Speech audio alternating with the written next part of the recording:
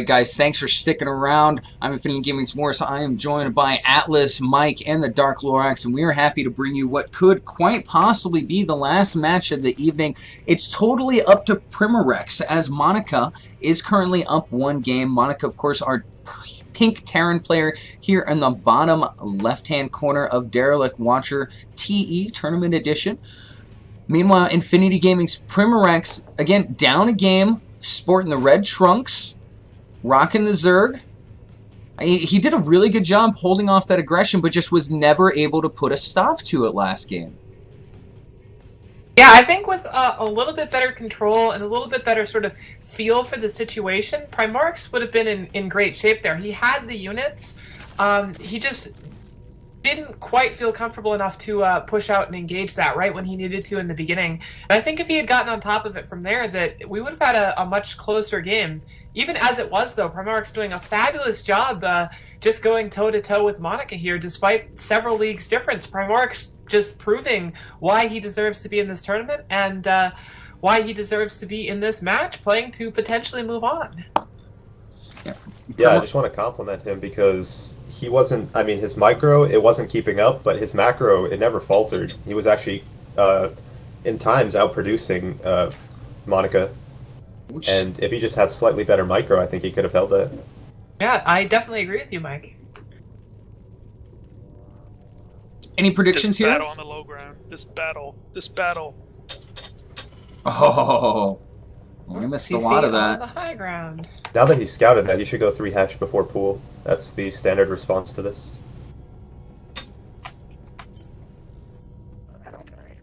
Can he do some kind of bust though? Is there any kind of 2-base bust he could do that can just destroy this build? Just curious. Yeah, there is, but it's pretty risky. And judging from his game last game, I don't think he's going to do that. Yeah, Primorix will be much more comfortable with the macro style. I mean, I bet he's loving that he gets to do the 3 hatch before pool here. He's probably pretty comfortable in this situation right now for the early game. So Gas just getting ready to complete for our Terran player. Of course, that CC did go down first. We've got a Barracks that's going to finish up here in just a little bit as well. I'm thinking maybe Reaper. Going to be opening up with a Reaper to get some map control. What do you think, Atlas? Rebuttal? Bueller? Well, she's building a Marine. Damn! She built a Marine every other game when she went mech. But then again, she also built a Marine last game. So I don't know what the hell she's doing. You think you know somebody. Yeah. You think you know someone. Just like how I thought this game was over and I was going to go ladder. But all of a sudden I'm like, wait, what? What? That was only game 1? And now we're here in game 2. Was this maybe our very last opportunity? Again, just a quick shout out to our friends at GGTracker and Zeke. Thank you so much for all you do to help us out. Go ahead, Lorax. I'm sorry. Oh, a little bit of I should just wait for the Atlas lag to plug our sponsors. Yeah, exactly. Then we won't miss anything, right? Uh-oh. Yep. This Sunday might be serious. Sponsors ready? C33K. That was a weird timing. Normally Atlas lag doesn't hit until like 5 minutes. Yeah, no, when there's a little bit more units on the field there. What I was about to say before Atlas lag interrupted is kudos to the players in this group for being super efficient. Last night we didn't finish casting until like midnight. I'm sorry for going mech. I'm sorry. It's not even 11 o'clock here on the East Coast here, and we're looking at potentially either the final game of this group or the penultimate game here, as these two players get all set up to start getting aggressive. Last night we actually skipped a series too because Dream went.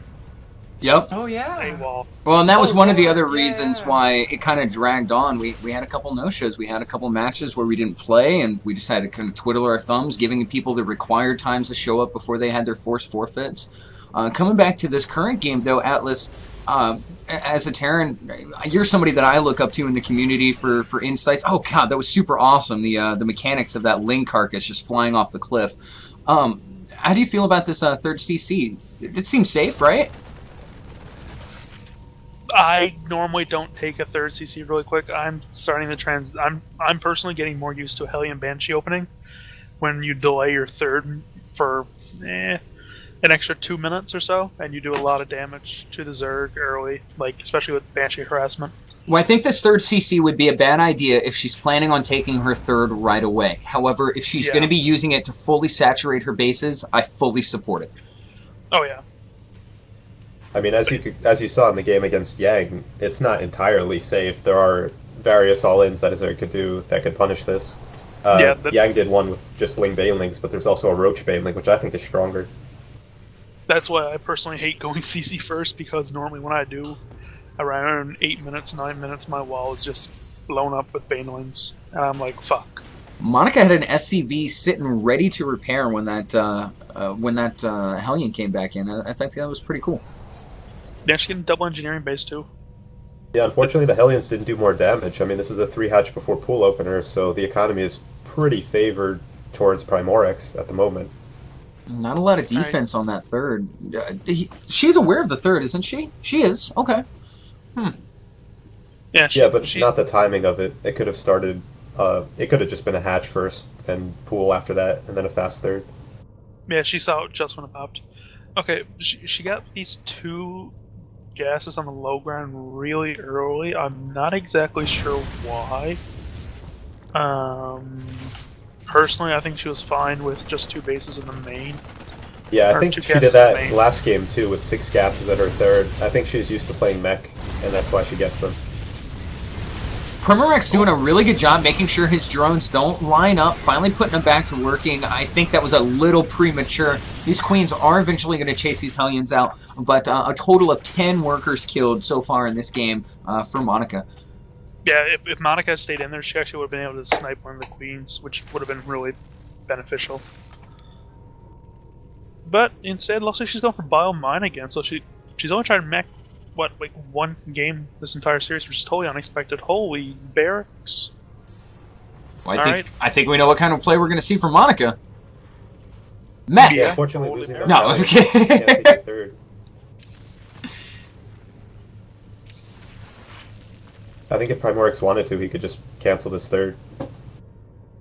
Yeah, I agree. He could just go in with all these lings and just do a crazy run by right now. Because there's not a huge army on the ground right now. Oh, he needs to drop creep with that Overlord. Poop! Damn it, poop! Too late. Didn't poop in time. No poop, no CC. The way that Overlord exploded, it was like it got cut in half.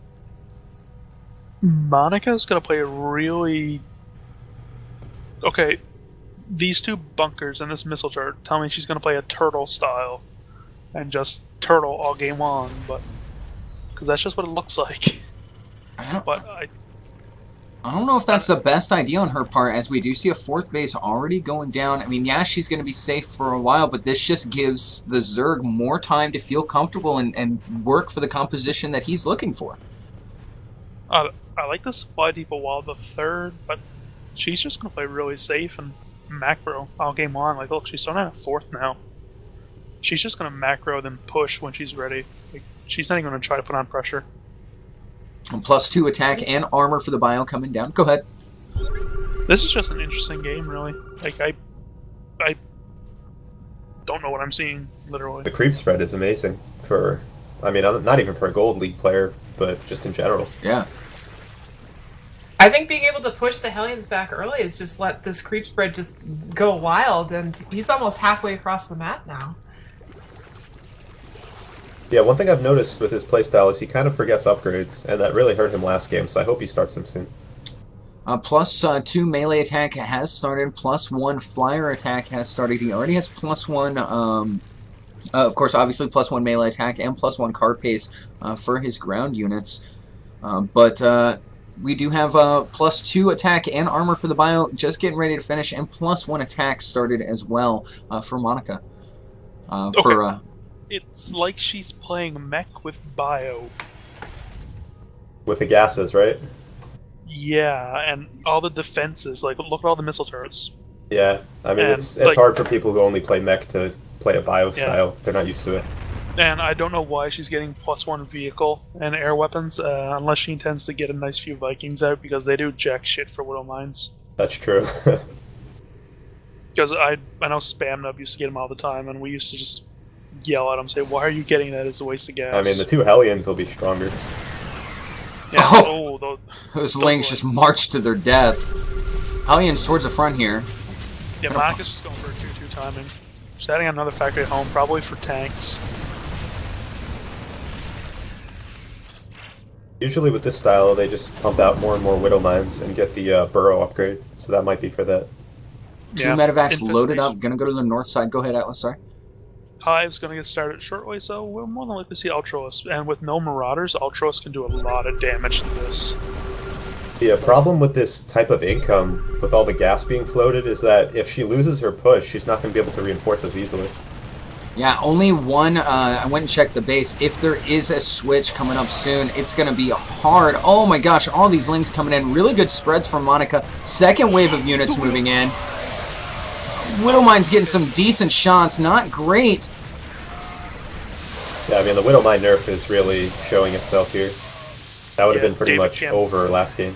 Or last. David Kim broke it. Now, these drops that I mentioned earlier are getting some work done. The Zerg army way out of position to handle these. Just now starting to come back. If we take a look at the main, focusing down what is potentially going to be the Hive. Oh, and the force going down there, like 39 workers killed. Oh, Mules come in to clean up the drop. But yeah, this is so hard to deal with.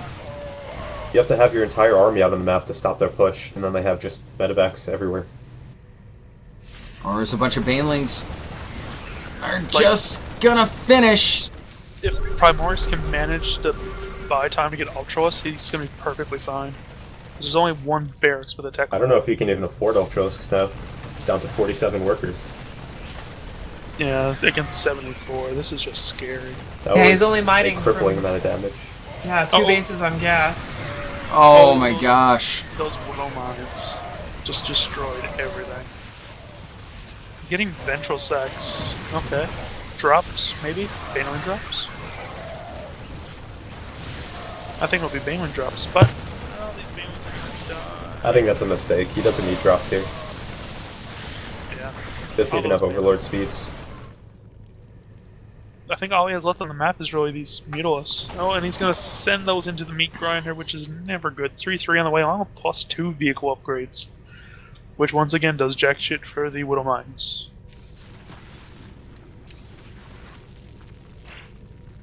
I mean, if you just look at the macro side of things, they were pretty even, but once it gets into the actual engagements, you can clearly see who's High Masters and who's Gold.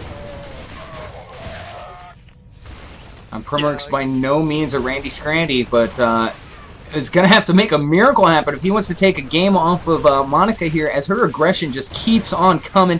Widow Mines in great positions, taking real advantage of this choke in the middle of Derelict Watcher. All this creep spread has been cleaned out for the most part. We're going to slowly see that creep recede, giving Monica yet another advantage in this matchup. Oh, here comes the Marine push, 3-3, still halfway done. Adrenal Glands on the way down, 30 Lings. Well, Primorix, he's keeping up on his upgrades though, 3-3's on the way. So, he's not too shabby. If he holds this, it'll be a miracle. Yeah, like, there's still some light. Oh, those Widow Mines. It's just every single time he thinks he's pushing her back, she's just baiting him into the next wave of army.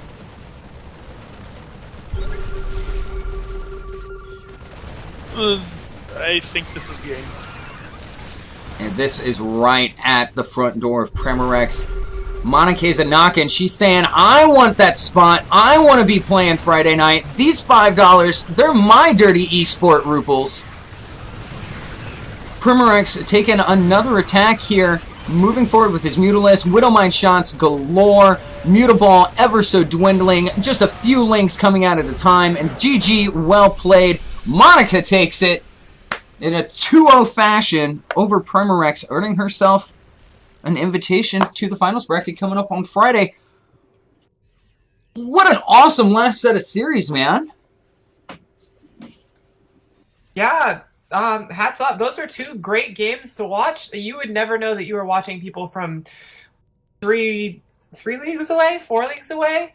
Primorix just playing super well for gold. Not quite enough to best Monica, but very interesting games. Usually you don't see games that are that close with that sort of level disparity. So hats off to Primorix, even though he doesn't move on. Great games. Thanks for that, Primorix. Monica taking it, though. Monica and Spec will move on from Group C into the bracket phase here. Well, that's going to leave us with just one more group. Going ahead and get everybody caught up here on what they've been missing, if you will. Switch camera angles real quick. We just watched Group C. That was Spec, Primorix, 6 p.m. Spec, and Monica advancing out of this group. Tomorrow we do have Love Your Girlfriend's Winter going to be competing against Infinity Gaming's Ukosuro, who is... He's not. He's not? Infinity. He's not... No? I thought he No. retired. Well, shame. No one knows what he does. All right, we'll pull that logo off of the Team Liquid here then. Lucian as well, and Man, two of the top players in Infinity Gaming's B team. Again, this isn't necessarily the best of the best that has walked through our tournament league, but these are the people who have earned enough points. Either they've won some really good, they've run some really big tournaments, or they've just participated in a lot and done really well in those. So we are going to see a little bit of a smaller group tomorrow as far as league placements, but Ukosuro and Winter certainly statistically the favorites to move out of that, but don't count out Man and Lucian. Starting off on a Friday evening, guys, we are going to have the playoff bracket. As you can see, Protect, Daniel Spamnub, and Atlas, Mr. Atlas. Already placed into those brackets. We'll be throwing randomly. We'll be throwing Spec and Monica into that bracket this evening as well. That bracket stage is going to be taking place starting Friday evening, same time as tonight's group stage and tomorrow's group stage at 7 p.m. Central. We're going to cut it after that. Those first 4 rounds of 3, or best of 3s, I should say, and going to resume Saturday morning. Let our players go ladder, do what they want, and relax for the rest of their Friday. Resuming on Saturday, 2 p.m. Central, with the semifinals taking place Saturday afternoon around 5, and the loser in place at 8, all time Central again. The final 4 are grand finals, losers finals, winners finals, all that fun stuff. When we're down to 4 players, we're going to call it a night on Saturday, and we're going to resume play on Sunday at 2 p.m. It's going to be really good. If you guys have a favorite caster, by the way, be sure to let Izanagi know, as Izanagi will be making the final selections for the premier casters of the grand finals Saturday evening. That's pretty much it for me. I'm going to get off my soapbox. Again, shout out to our partners at Z33K and GGTracker, as well as all of you awesome viewers and fans of Infinity Gaming. We couldn't get any of this done without your moral support, as well as your likes, subscribes, all that fun stuff. I'm going to kick it over to Mike for some closing thoughts, and Atlas and Morix as well. Yeah, it was fun. Thanks, guys. Don't really have much else to say. Yeah, thanks for giving us your time, Mike, and providing a little bit of high-level Zerg insight into all these games. We definitely had a couple of great Zerg players here, so having you on board is very valuable. Indeed, Yeah, buddy. Don't go anywhere. I'd like to cast more of Yang's games in the future. Yeah, Well, we're going to see more of them in the I future, believe in so 68 come on PM. down. Friday night, come on down. Don't go anywhere after we cut the stream. I got something for you, Mike. All right. Atlas, Lorix, any final thoughts? Any predictions? I believe in 68 p.m. I s- And now I'm going to go ladder. All right, well, you go ladder, buddy. Bye-bye. Lorax. User left your channel. Yeah, I think closing thoughts pretty much the same as they were yesterday. Thanks to these 4 players for a whole bunch of amazing games. Like, it's great to see players of all levels sort of going toe-to-toe, giving us interesting games to watch, giving us exciting games, and it's been a pleasure once again. My voice is almost gone. Hopefully I'll be able to make through this week. A day off will definitely help, but it's been fun. Thanks for tuning in, guys. Yes, on the behalf of Infinity Gaming and on the behalf of the casting crew, the production staff, all of our players, our community, and the greater StarCraft community as a whole, thank you so much for tuning in. It's been a real pleasure to bring you this event, and we're looking forward to bringing you guys some more. Again, thanks for watching.